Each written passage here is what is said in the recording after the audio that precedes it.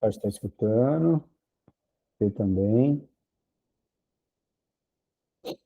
Bom, vamos lá, gente. Então, começando aí nosso quinto encontro do Seca Turbo, mentoria de emagrecimento. E hoje nós vamos falar sobre platô, né? Que nada mais é que a estabilidade ali nos resultados, né? A gente corre, avança, consegue ter resultado e acaba tendo aquele platôzinho, o que é normal, né?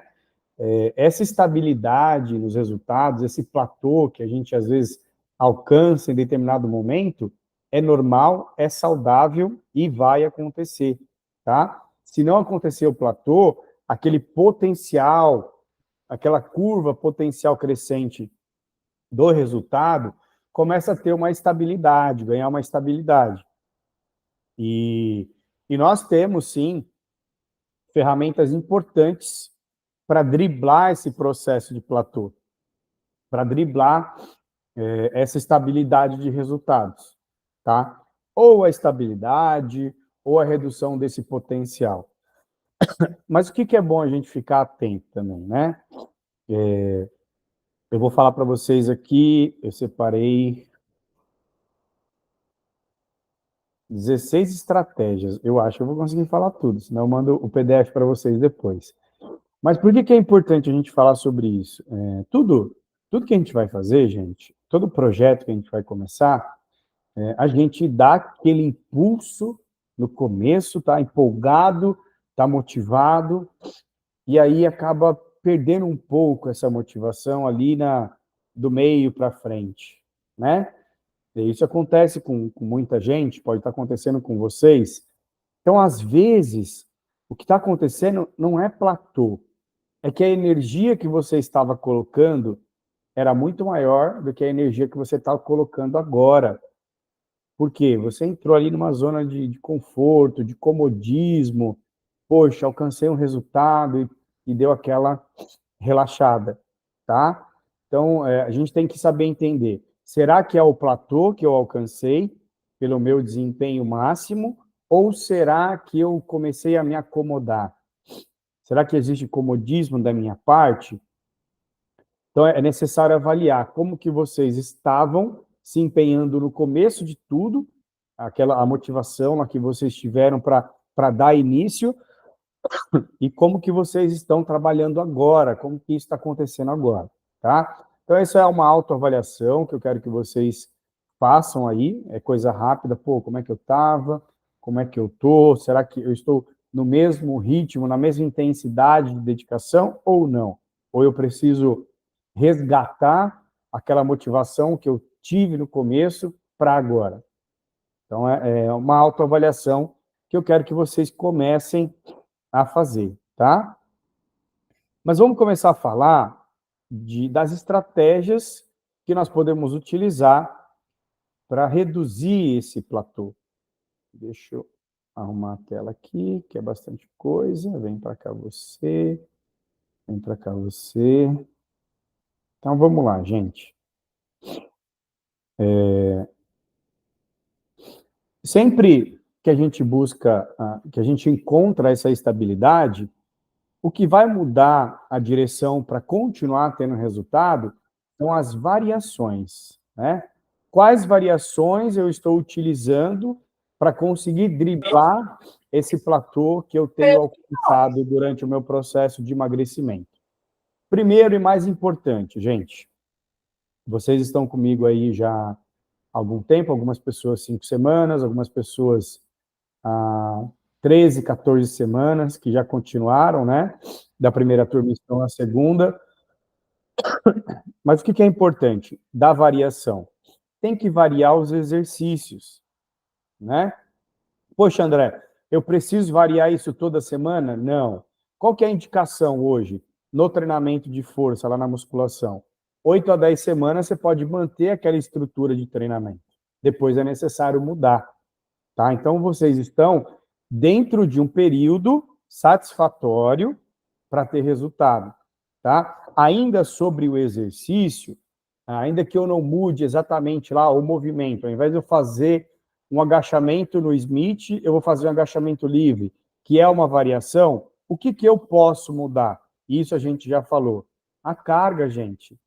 A carga exige que o nosso corpo saia desse comodismo e dessa zona de conforto que ele está se encontrando nesse momento. Então, se você se identificou ali, por exemplo, que você está trabalhando com a mesma carga há muito tempo, eu vou te passar uma estratégia que você tem que utilizar para evoluir essa carga. Tá? Vamos pegar, eu gosto de utilizar exemplo, né? Para vocês conseguirem associar na rotina de vocês. Vamos lá para um leg press 45 quilos, 45 graus. Vamos supor que você está ali no leg e você está pegando 40 quilos de cada lado, 60 quilos de cada lado, né? Que são 3 placas de 20 quilos ali. E você percebe que aquela carga ali, ela gera uma dificuldade, mas já não é tanta dificuldade. Só que você não consegue aumentar mais 20. Então, o que vocês vão fazer?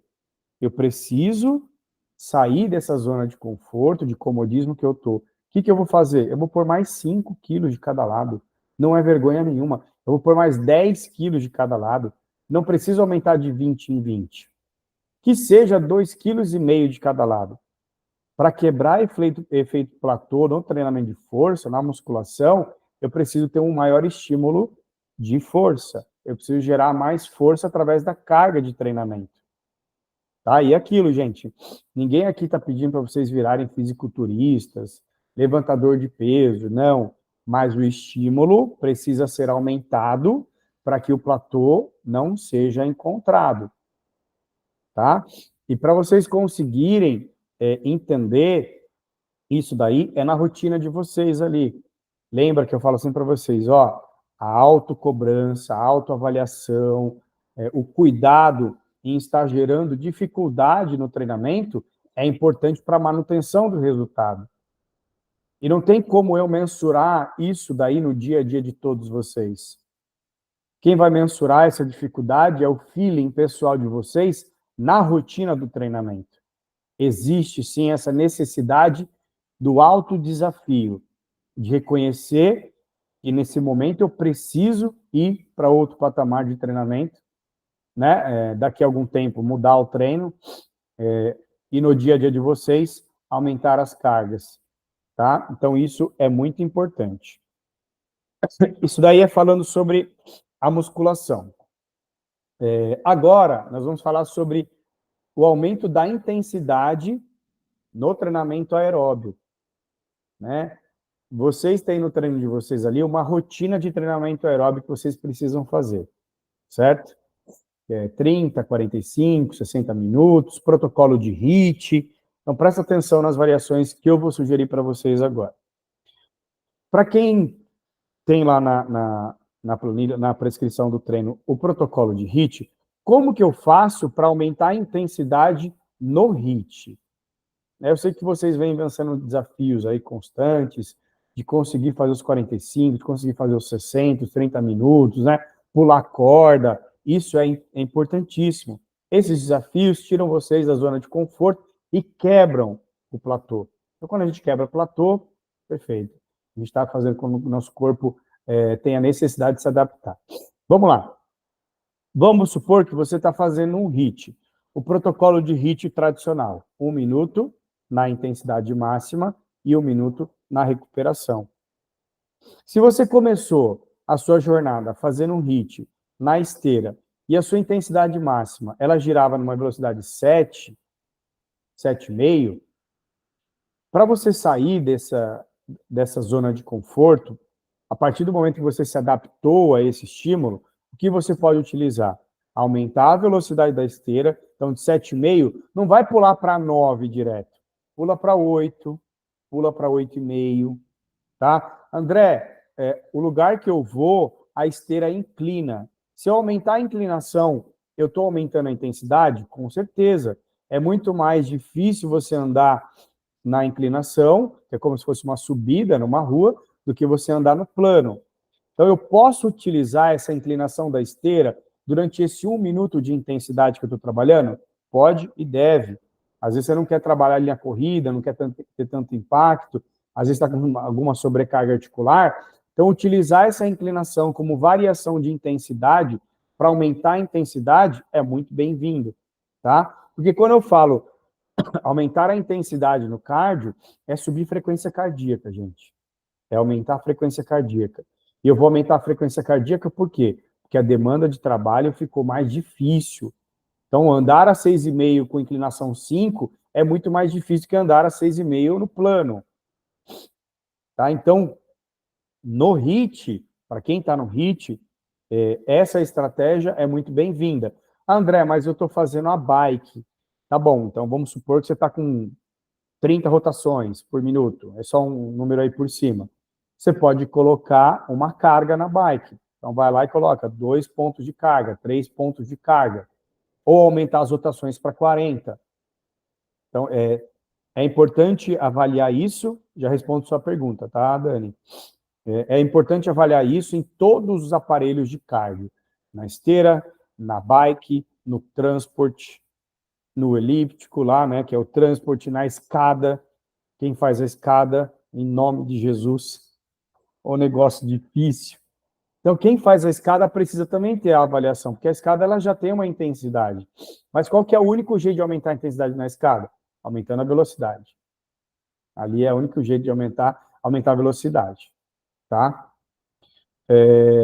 Então, para o HIIT, essas variações precisam ser feitas. E vocês precisam ficar muito atentas nessa jornada de vocês para que isso seja ajustado consequentemente, direto, tem que estar na rotina, tá? Para quem está ali, vai fazer o cardio, tem que bater a rotina de 30, 45 e 60. O estímulo de intensidade, ele também tem que acontecer. Mas como que eu vou aumentar a intensidade pelo tempo percorrido? Já que o tempo está pré-fixado em 30, 45, 60. É muito simples. Vocês vão aumentar a velocidade, vocês vão trabalhar com inclinação. As mesmas estratégias que vocês utilizaram para o HIIT, vocês vão utilizar para o cardio de baixa, média intensidade, de longa duração, só que numa intensidade, numa proporção menor. Né? Porque o HIIT você tem que bater ali em 1 minuto, alta intensidade. No moderado, você tem que ter controle. Qual que é a avaliação que você tem que fazer? Estou fazendo meus 30 minutos, nessa velocidade que eu venho fazendo, eu não estou com a mesma dificuldade que eu estava. Então, eu preciso começar a modular essa intensidade na esteira ou na bike. Para quê? Para que você chegue no final dos 30 minutos, do 45 ou dos 60 minutos, mais cansado do que o normal. Mais cansado do que o normal. Tá? Então, modular a intensidade constantemente. Tá? Legal. Então, falamos aí dos exercícios, né, que nós temos que trabalhar a intensidade. Vamos falar da alimentação. Cada uma de vocês, eu estou falando cada uma porque acredito que só tem mulher hoje aqui, cada uma de vocês tem uma quantidade calórica para ingerir no dia a dia de vocês, que é a dieta que a gente ajustou quando vocês começaram, tá? O que pode ser feito na dieta para que você melhore, ative mais o seu metabolismo dentro dessa estrutura que vocês estão utilizando? Aumentar a ingestão de alimentos que contêm mais fibras, aumentar a ingestão de alimentos que dão mais saciedade, para que vocês consigam controlar melhor o metabolismo de vocês e fazer com que o organismo absorva de maneira mais eficiente os nutrientes. Por quê? Porque quando eu faço a ingestão de alimentos com mais fibras, ricos em vitaminas e minerais, a absorção intestinal desses nutrientes, do carboidrato, da proteína e da gordura, vai ser muito mais eficiente. E se eu tenho mais eficiência na absorção desses nutrientes, o que vai acontecer? Eu vou performar mais nos meus exercícios que precisam aumentar a intensidade. Tá? Então, o ajuste não é da caloria nesse momento. O ajuste é da escolha mais sábia dos alimentos que têm mais quantidade de fibra. Tá? Depois eu vou até pedir para a Mayara listar aí alguns para a gente ter de exemplo. Tá? Quarta dica. Vamos lá, aqui é importante, gente. Priorize de 7 a 9 horas de sono para permitir a recuperação muscular e manter os hormônios em equilíbrio. Tá? Então, vamos lá.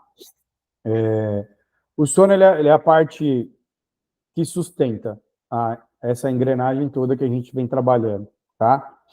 E aí a gente sempre conversa sobre o sono. Manter de 7 a 9 horas de sono vai acelerar o processo de recuperação muscular de vocês. E quando eu tenho um processo de recuperação ajustado e adequado, vamos fazer ali um exemplo, uma analogia, até para vocês entenderem. Quando a musculatura de vocês está descansada, que vocês cumpriram a quantidade de sono, o rendimento de vocês vai aumentar no treinamento. Então, o sono ele vai impactar no aumento da intensidade do seu treino, porque um corpo recuperado por uma boa noite de sono aumenta a intensidade no treino. E quando eu aumento a intensidade no treino, o meu gasto calórico vai aumentar, eu vou continuar tendo resultados no emagrecimento, porque eu estou quebrando o efeito de platô, porque eu estou dormindo melhor, o equilíbrio do sono, tá? Outra coisa, quando a gente dorme, a gente aumenta a secreção de GH. O GH é o principal hormônio responsável pela queima de gordura durante o sono. Então, se eu secretar mais GH, for um sono de qualidade, não é só deitar e dormir 7 horas. Deitei e fechei os olhos 7 horas. Não, é deitar e dormir 7 horas com qualidade. É dormir com profundidade. Quando você acorda, você fala, nossa, estou recuperada. Eu consegui me recuperar do meu dia, do treino, de tudo que eu fiz. E aí eu consigo ter um ajuste da minha recuperação, do meu corpo, um ajuste da recuperação dos meus neurônios e um ajuste da secreção dos principais hormônios do emagrecimento, né? Além disso, quando eu tenho um sono ajustado, eu vou reduzir a taxa de cortisol, que é o próximo tema. Eu vou reduzir a taxa de cortisol no meu sangue. E quando eu faço isso, quando eu tenho menos cortisol, eu consigo trabalhar para ganhar mais massa muscular e perder mais gordura, tá? Então, ajuste do sono. 5, gerencie o estresse, tá? Eu sei que no dia a dia da gente é praticamente impossível a gente não ter um momento de estresse, tá? Mas é como eu falei para vocês, se a gente busca ali o resultado de maneira mais eficiente, o melhor resultado possível, o controle desse estresse é muito importante. E se eu tenho um sono de qualidade, onde eu consigo dormir 7 a 9 horas, e eu não tenho um aumento desse cortisol, eu não vou aumentar mais ainda esse cortisol com o estresse. Porque se você já acordar com uma deficiência de sono e um aumento do trabalho ali da secreção de cortisol, você fica mais inflamada, você fica mais suscetível a lesões, você fica mais suscetível a perder massa muscular, você tem uma tendência maior a engordar por ter uma escolha mais calórica nos alimentos. Então, o sono ele vai ajudar a controlar o estresse do dia a dia. E no dia a dia, o controle do estresse, para nós, está ali no exercício físico, técnica de relaxamento, respirar, para conseguir controlar esse desbalanço aí da secreção do cortisol, tá? Então, a gente está indo numa pirâmide já, pensando que uma coisa vai ajudar a equilibrar a outra e vai ajudar a equilibrar a secreção dos hormônios que eu preciso, tá? Sexto, hidratar de maneira adequada. Quando a gente... E eu sempre vou falar isso em praticamente todos os nossos encontros, gente. E quando a gente deixa de beber água, você aumenta o potencial do seu organismo dele ficar mais inflamado, dele aumentar a retenção de líquidos. E quando eu tenho um desbalanço na minha hidratação, eu não consigo consumir o mínimo possível ali por dia, se eu quero sair desse platô, olha como eu estou começando a conectar as coisas. Se eu quero sair desse platô e eu não tenho uma hidratação boa no meu músculo, por exemplo, a gente conversou sobre isso, eu vou só levantar rapidinho, um músculo bem hidratado armazena mais energia saudável, né, do glicogênio lá, que vem da glicose, do carboidrato. O músculo bem hidratado armazena mais energia. Se eu tenho mais energia no meu músculo, eu faço mais força no meu treino de musculação, eu tenho um rendimento melhor no meu HIIT. Então, a hidratação, ela vai trazer uma consequência direta no desempenho do treinamento. E se eu quero quebrar o platô, eu preciso desempenhar melhor no meu treino, tá? Até aqui tá fácil de entender? Perfeito, vou dar continuidade, tá? Porque tem bastante coisa. Comer proteínas suficientes. Então, gente, todos vocês têm lá no cardápio da alimentação de vocês uma quantidade de proteína que vocês precisam ingerir, tá? E eu sei que às vezes vocês deixam de colocar proteína no pratinho de vocês. Às vezes esquece da quantidade de proteína que vocês têm que colocar no prato de vocês, tá? Por quê? Qual que é o papel da proteína nesse caso? Além de promover maior saciedade e equilíbrio da fome. A proteína ela tem um papel de construção e reparação de tecido muscular. E lembra, gente, olha como essa cascata vem puxando uma coisa para outra. Se eu tenho uma boa ingestão proteica, fiz um treino de intensidade, eu tenho lá na minha corrente sanguínea os aminoácidos que vão fazer a reparação daquele tecido muscular que foi lesionado no treinamento. Percebe? Que a gente entrou num ciclo dependente, então a proteína ela tem que estar disponível porque você treinou com mais intensidade para sair do platô. Saiu do platô, eu tenho a necessidade de reparar esse tecido muscular porque você aumentou a carga no treino, né?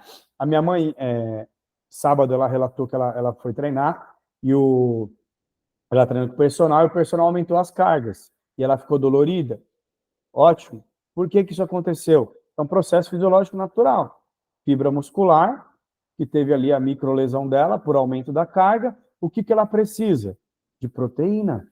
Porque é a proteína que vai fazer toda a reparação e reconstrução desse tecido. Se eu não tenho uma ingestão proteica adequada, quando o músculo estiver cansado lá das microlesões que você provocou, e ele vai buscar essa fonte de proteína para reparar esse tecido e você não comeu, a reparação é parcial. E a gente perde essa janela anabólica, que a gente chama no treinamento de força. A gente perde a janela anabólica em potencial para ganhar massa muscular, porque esse tecido ele não foi reparado da maneira adequada. Então, comam as proteínas de vocês, porque existe uma necessidade de reparação desses tecidos, tá? Vamos lá. Oitava. Escute o seu corpo, tá? Pausas estratégicas quando necessário para evitar o overtraining e permitir que seu corpo se recupere. Olha, então puxando mais uma aba aqui aberta. Às vezes acontece da gente se empolgar demais no treinamento, né? E meter marcha mesmo, e bota peso e faz o cardio 7 vezes na semana e vai arrebentando. Mas lembra, gente, o nosso corpo é uma máquina perfeitinha e precisa ter uma periodicidade adequada, que é o que eu pré-estipulei para todas vocês dentro dos treinos do Seca Turbo, tá? Pô, André, às vezes ali eu fiz tudo, mas eu tô bem, eu tô descansado e eu consigo treinar. Pode ir, mas o que eu quero dizer aqui com escute seu corpo? Pô, você tá muito inflamada, tá muito dolorida, tá com o corpo inteiro cansado, dá um dia de descanso para ele. Deixa o seu corpo se recuperar, reestruturar tudo que tem para reestruturar e você volta.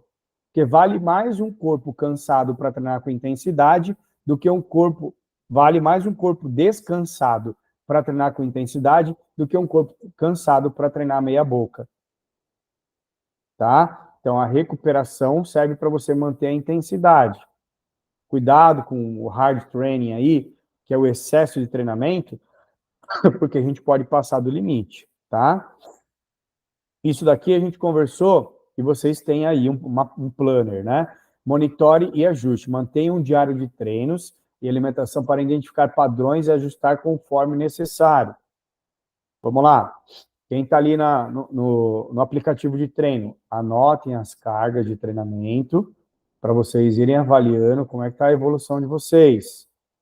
No planner de alimentação, anotem como é que está sendo a alimentação de vocês, para que vocês tenham um relatório ali, uma rotina de como está sendo a evolução de vocês. É importante monitorar e ter esse armazenamento de dados, porque só assim a gente consegue entender o que realmente está acontecendo, né? Porque, vai fazer no olho e tudo mais, gente, a gente esquece. Eu tenho meu caderninho de anotações para o treinamento. Eu abro no celular aqui, eu anoto tudo. Por quê? Hoje, por exemplo, eu treinei numa intensidade bem mais baixa, porque a minha imunidade não estava boa. Então, pô, não é uma carga que eu vou anotar, porque não está no meu máximo de intensidade. Mas vocês que estão dentro de uma boa rotina, é importante anotar as cargas do treinamento, é importante anotar qual foi a velocidade que você trabalhou seu HIIT, é importante anotar qual foi a velocidade que você fez os seus 30 minutos, tá, gente? Tudo isso é importante anotar por dois motivos. Primeiro, controle de mensuração, e outra, você está lembrando ali para o seu cérebro, para sua mentalidade, você está entregando para sua mentalidade que você tem que passar daquilo, que aquela meta já foi batida, eu preciso ir para outra, tá? Vamos lá. Reduza o consumo de açúcar, né? Então, gente, quem está consumindo açúcar ainda toma cuidado, tá? O açúcar, ele pode atrapalhar a perda de peso e causar picos de insulina. E ele pode deixar o cérebro mal educado também, tá? Você está dando ali dopamina de graça, e quem dá dopamina de graça não precisa se esforçar para ter. A dopamina acontece, gente, quando a gente realiza uma tarefa. Então você se esforçou ali para fazer o exercício, você ganha dopamina por quê? Fruto do seu esforço. Então, o seu presente ali vai ser a sua dopamina porque você treinou. O açúcar, o doce e tudo mais é uma dopamina gratuita e deixa seu cérebro mal acostumado. E ele fica pedindo para você toda hora, porque é muito mais fácil gerar dopamina num doce do que gerar dopamina no exercício, né? E quando eu tenho esse pico de insulina, só para exemplificar para vocês, então vamos supor que você está com a sua insulina bem equilibradinha aqui, né? A gente está uma linha aqui de insulina, está bem equilibradinha, porque você está consumindo os alimentos lá com valor nutritivo, com fibra, então a sua insulina está estável, certo? E aí, quando a insulina está estável, ela não precisa de mais glicose. Por quê? Eu estou com controle de glicose aqui, porque a minha insulina está baixa, está controlado. Quando eu como açúcar, a minha insulina faz isso daqui, ó. Quando a insulina sobe, ela puxa todo o açúcar do sangue para dentro da célula, de gordura, de massa muscular, porém o pico de insulina puxa tudo e esvazia o seu estoque da corrente sanguínea. E quando esvazia o seu estoque muito rápido, o que seu cérebro pede? Come mais, come mais. Porque esse pico que você gerou com esse consumo de açúcar aumenta a absorção de glicose, e aí se você aumentar a absorção de glicose, o seu sangue fica com a glicose baixa, e você tem que comer mais e mais, tá? Então, controlar o consumo de açúcar, gente. Aí, ó, para finalizar aqui, tá? Varie o tipo de cardio. Então, vamos lá. Quem está na academia, por exemplo, lá você tem no mínimo 3 opções. Você tem a esteira, você tem a bike e você tem o transporte. E você tem, talvez, a escada, né? Que nem a Fê tem a cordinha dela também, que ela pula corda. Então, você pode utilizar várias ferramentas para fazer a mesma prática de cardio. Então, fica lá, sei lá, um dia você vai na esteira, outro dia você vai no transporte, outro dia você vai na escada. Tá? Então, por exemplo, vamos estipular. Segunda-feira é dia de esteira, quarta-feira é dia de transporte, sexta-feira é dia de escada. Tá? E aí você consegue mudar o estímulo e manter a intensidade. Concordam? Estão entendendo? Então, legal. Ó, e agora eu vou fazer o seguinte, gente. Eu vou abrir para perguntas, que eu sei que eu falei bastante coisa aqui, para a gente quebrar esse platô. Então, vamos lá. Está aberta a temporada de perguntas. Deixa eu ver que subiu um monte de coisa aqui. Peraí. A Dani já falou, ó, estou fazendo assim, né? Na esteira elevando não é fácil, mas cada dia subo um pouquinho mais. Perfeito, Dani. Perfeito. Porque às vezes a gente acha, vou aumentar só um de inclinação. Gente, aumenta um de inclinação durante 30 minutos. O gasto calórico aumenta, o nível de condicionamento físico aumenta, tem que aumentar, tá? Quem tem mais perguntas, quiser abrir o microfone para perguntar, ou quiser mandar no chat, quem quiser abrir para perguntar, pode abrir. Pode abrir. Posso perguntar? Pode, claro. Boa noite. A minha dúvida é assim, você falou da carga, né, o primeiro. Uhum. A gente prioriza a amplitude ou a carga? Excelente pergunta. Excelente pergunta. Vamos lá. Por quê? Deixa eu só explicar o motivo dessa minha pergunta. Eu sinto que eu tenho algumas limitações. Um exemplo, o agachamento, se eu coloco carga, eu não tenho uma boa amplitude. Então, eu estou preferindo manter a carga para manter a amplitude. Só que aí eu não consigo. Essa semana eu coloquei 1,250 kg para eu tentar melhorar. Mas eu já percebo isso. Aí eu fico pensando, qual dos dois eu priorizo? Boa Boa pergunta. pergunta. Tá, vamos lá. Vamos lá. Ó, o que a gente tem que pensar? Inclusive, eu li um estudo. Tá dando eco para você? Ô, Fê, Fecha o seu aí. Ah, tá. Pronto, acho que agora melhorou. Beleza. Ó, vamos lá. Eu li um estudo hoje sobre isso. Eu convivo com esse tipo de dúvida, né? Deixa eu até colocar aqui, abrir aqui para passar na íntegra para vocês. Vamos lá. Não sei nem se dá para ver. Ó. Treino com mais peso, pouca amplitude, treino com mais peso e menos amplitude. Conseguem ver? Eu vou mostrar para vocês a diferença. 2 grupos, carga baixa e amplitude alta, carga alta e amplitude baixa. 26 adultos não treinados. Vamos lá. Hipertrofia do vasto lateral. Alta amplitude, 59%. Baixa amplitude, 16%. Então, aqui é o gráfico que eles mostram, tá? O gráfico maior é o de mais amplitude, tá? E eu vou explicar para vocês por quê. Vamos pensar o seguinte aqui, gente, de forma prática, né? A nossa musculatura é um tecido elástico, tá? Então, todos os músculos do nosso corpo são elásticos. Quando eu desço mais, eu aumento o trabalho de todo esse grupamento muscular, ou seja, eu recruto muito mais fibras musculares do que se eu trabalhar com amplitude reduzida. Tá, Fê? Então, quando a gente faz o cálculo de volume total de treinamento, eu também tenho que calcular a amplitude total do movimento. Porque na tonelagem final, você pode até trabalhar com menos carga, só que você está mais tempo carregando aquela carga. Ou seja, vai dar na mesma, só que você vai ter um resultado muito maior em hipertrofia, trabalhando com o máximo de amplitude do que aquele movimento te permite. Tá? Então, o que você tem que fazer? O aumento da carga, ele tem que manter a qualidade técnica do movimento. E a amplitude é um dos pontos principais para manter a qualidade técnica do movimento. Mas a pergunta é muito boa, viu? Muito boa. Excelente. Tenho mais duas. Pode fazer.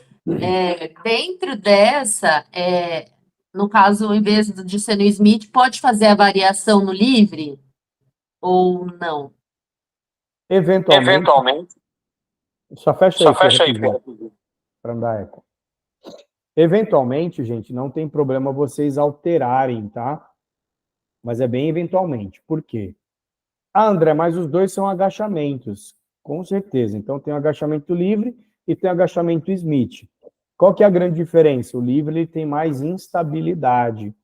Né? É um exercício que tem mais instabilidade, recruta outros tipos de fibra muscular, músculos estabilizadores da coluna, do abdômen, da coxa e do glúteo. É um exercício muito bom. E o Smith é um exercício de barra guiada. que não tem tanta instabilidade, quase nada, e recruta outros tipos de fibra. Se eu ficar variando muito, eu não deixo o meu corpo se adaptar àquela fibra que eu tenho treinado. Entendeu? Supino, por exemplo. Supino tem supino com halteres e supino na barra. É o mesmo grupamento, só que são estímulos diferentes. Então, se está Smith no seu treino, faça Smith. E ganhe força no Smith, para depois ganhar força no livre. Pode fazer a outra. E a outra é. Eu não entendi muito quando você falou do HIIT. No caso, se eu fizer esteira, posso fazer uns 20 minutos dela inclinado ou não? Eu tenho que fazer essa alternância. Se eu aguentar fazer inclinados 20 minutos, pode? Eu vou te dar duas alternativas. Então, vamos lá. O HIIT, ele tem que ser intervalado. Se você fizer a inclinação de 20 minutos, na mesma inclinação, ele vai ser constante. Então, deixa de ser HIIT, tá? O que você pode fazer? Você mantém a mesma inclinação, vamos supor que você vai pôr 5 de inclinação. Aí você faz a intensidade a 6,5, caminhando a 6,5 ou a 7, e você faz a sua recuperação a 4,5, mantendo a inclinação. Pode manter a mesma inclinação e você varia só a velocidade, dentro da mesma estrutura. Tá? Boas perguntas, gostei. Quem mais tem perguntas aí? Sem perguntas? Tati, pode perguntar. O meu projeto, assim, Boa noite, pessoal. O meu projeto de elevação de carga, eu tô fazendo assim, mais ou menos. Eu faço as minhas 3 séries, né? 3 de 15 ou 4 de 15. E a última, eu aumento a carga e vou até a hora que eu falhar e a hora que eu não aguentar mais. Aí, por exemplo, eu aumentei de carga no leg express, porque eu fiquei uns quase 4 dias fazendo isso. Aí eu comecei a perceber que a minha falha já era no 15. Eu já não estava mais. Eu começava falhando no 9, do 10, aí eu vi que eu consegui chegar no 15. Então, no dia seguinte, eu tentei fazer 15 só sem já na carga máxima, né? Por exemplo, né? Eu fazia no 75, aí fui para o 79. Aí eu vi que eu consegui fazer as 4 séries de 15 com a carga elevada. Isso é bom ou não? Essa estratégia não é boa? Vamos lá. Quando a gente tem uma série pré-dita lá, vamos supor, 4 séries de 15, o que eu tenho que encontrar? Eu tenho que encontrar uma carga que me permita fazer apenas 15 repetições, tá? André, consegui fazer 14 e travei. Não tem problema, é uma margem sustentável e tolerável, tá? O que a gente não pode fazer, por exemplo, é pôr uma carga e fazer 9, se é para fazer 15. Entendeu? Então, eu tenho que respeitar o máximo que eu puder as repetições do treinamento e a carga que vai variando. Estratégia, tá, gente? Então, aí dica para vocês, tá? Que aqui todo mundo já tem ali bastante conhecimento de treino já. Vamos supor que você travou naquela carga. Você tem que fazer 15 repetições, mas você quer aumentar a carga.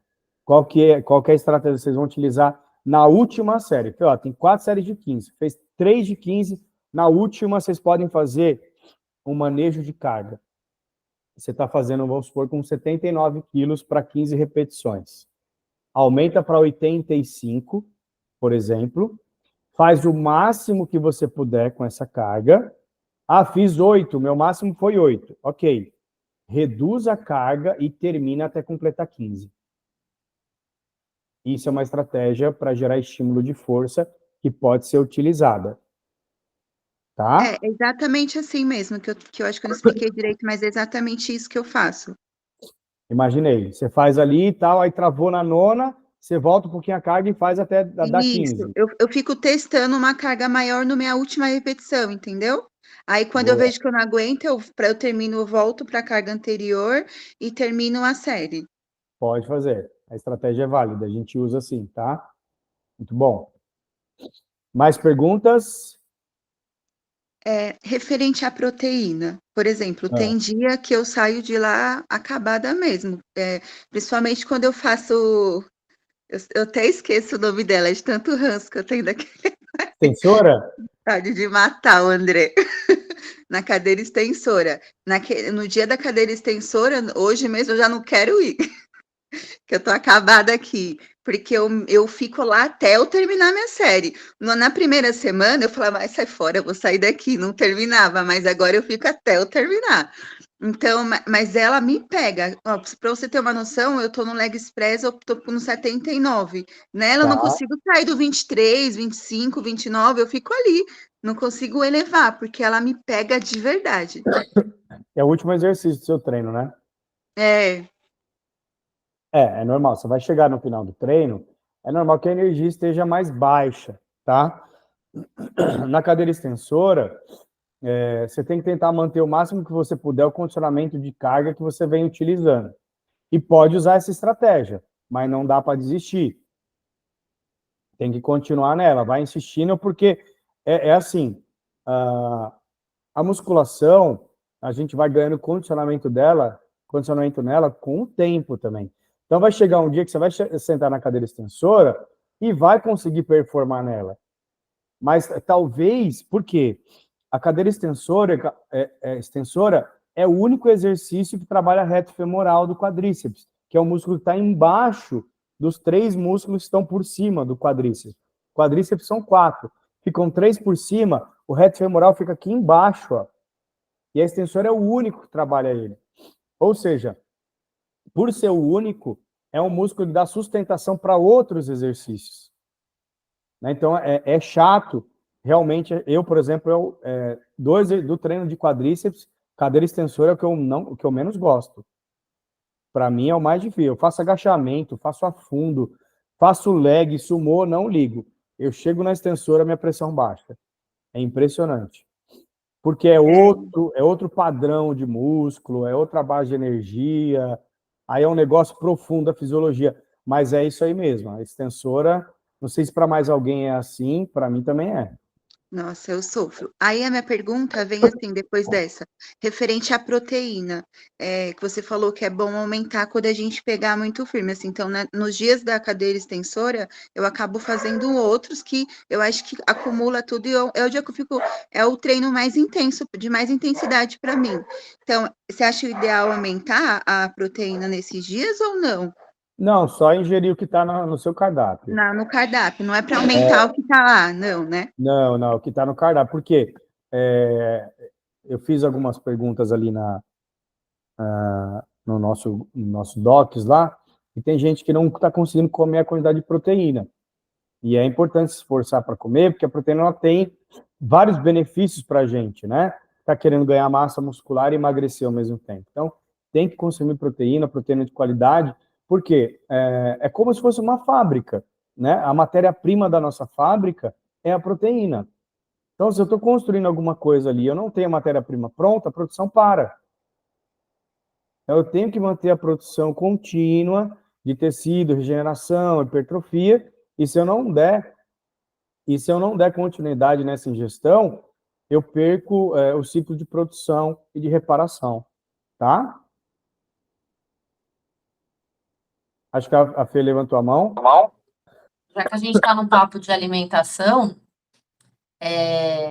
eu percebi que, assim, no início, meu intestino estava, assim, sorrindo de vento em popa. Tipo, 3 vezes no dia ele sorria. Eu acordava e ele já queria funcionar.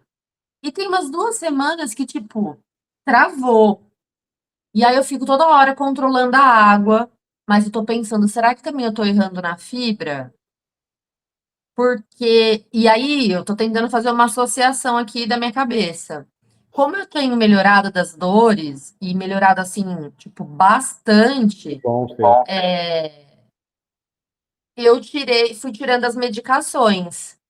Então eu não sei, e é bem no mesmo tempo, então eu não sei se tirar a medicação também mistura o organismo, porque, tipo, eu sinto vontade, mas eu não consigo ir no banheiro. Aí eu Tá. fico, pô, tô controlando, tô pesando, mas eu também não sei se tem relação com tomar a medicação, parar, né, na verdade, mexe no intestino. Tem muita conexão, né? A maioria dos remédios prejudica o intestino, tá?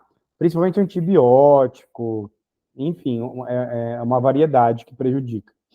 Então, o que está acontecendo é uma transição aí que pode estar prejudicando realmente esse fluxo seu natural.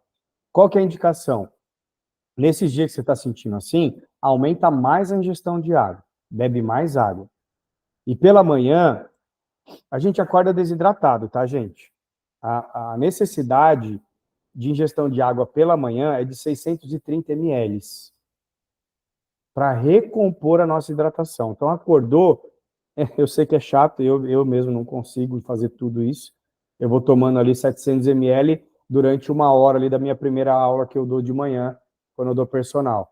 Mas é 630 ml de água para você hidratar o seu corpo e o intestino funcionar. Para vocês verem como que o nosso intestino depende de água para funcionar.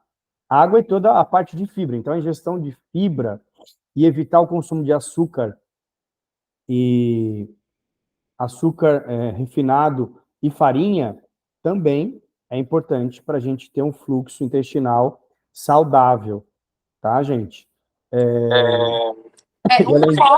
Um copo, eu não tinha o costume de tomar logo. Aí agora eu tô conseguindo. Um copo, a primeira coisa que eu faço, eu vou na cozinha e bebo um copo. Isso. Tipo, 2 eu ainda não consigo, porque dá um negócio assim. Mas eu vou tentar, então, talvez tomar 2, porque um copo é 300, 400, 350 ml, né? Isso. E se não melhorar, talvez entrar com probiótico uma semaninha para ajudar a regular, né? O probiótico ele organiza o nosso intestino para ter um fluxo mais saudável, porque o grande problema do intestino, gente, pouca gente dá atenção para isso, mas um grande problema, além da parte do fluxo intestinal, que a gente tem que ter no dia a dia, um intestino que não está saudável, que está irritado, ele perde o potencial de absorção de nutriente. Então, se falta absorção de nutriente, começa a faltar vitamina para a gente. Então, se preocupem muito em estar com o intestino saudável, tá? Então, iogurte, tem que comer iogurte, tem probiótico, dá para fazer manipular de probiótico, dá, se precisar a Mayara faz, não tem problema. Mas é muito importante a gente pensar na saúde intestinal, porque é ali que controla tudo, gente. Absorção de vitaminas, imunidade, fluxo intestinal, tudo é controlado ali, tá? Então, dê bastante atenção a ele, tá? Mais dúvidas? Não? Legal. Gostei. Hoje foi muito técnico, né? Diferente do que a gente faz ali, mas é a base técnica que é necessário nesse momento, na quinta semana, de ajuste aí de platô, de ajuste principalmente as dúvidas que vocês têm. Isso tudo é aprimoramento para vocês e crescimento ali na jornada que vocês estão vivendo, né? Só essas dúvidas da Fernanda, as dúvidas que a Tati trouxe aí, eu tenho certeza que para vocês que estão aqui ao vivo assistindo e para as pessoas que vão assistir a gravação depois, vai ser de tamanha relevância, muito significante tudo isso que vocês perguntaram aqui, tá? Se não há mais dúvidas, então, quem vai trabalhar amanhã? Ninguém, né? Vocês vão estar tudo de folga, né? Que beleza. Juízo, hein? É para treinar e fazer dieta, hein? Tá bom? Amanhã vai ter mais tempo para fazer mais cardio amanhã. Não vai trabalhar? Faz mais cardio. Gente, vamos fazer a nossa fotinho. Cadê o X? Espera aí, X. Foi. Legal, gente. Obrigado por mais um encontro aí. Então é bem provável que os nossos encontros fiquem mesmo nesse horário, tá? Semana que vem, eu vou ver como é que vai fazer, porque eu estarei viajando, eu vou tirar uma mini férias para recuperar um pouquinho, ganhar um pouco de energia, desligar um pouquinho a cabeça, tá? Mas eu vou avisando vocês, vou ver como é que é lá, tal. Se eu conseguir fazer nosso encontro lá, eu vou fazer, com muito prazer. Senão eu adio para uma outra data. Tá bom? Obrigado, gente. Tchau, tchau. Tchau. Tchau, obrigada. Tchau.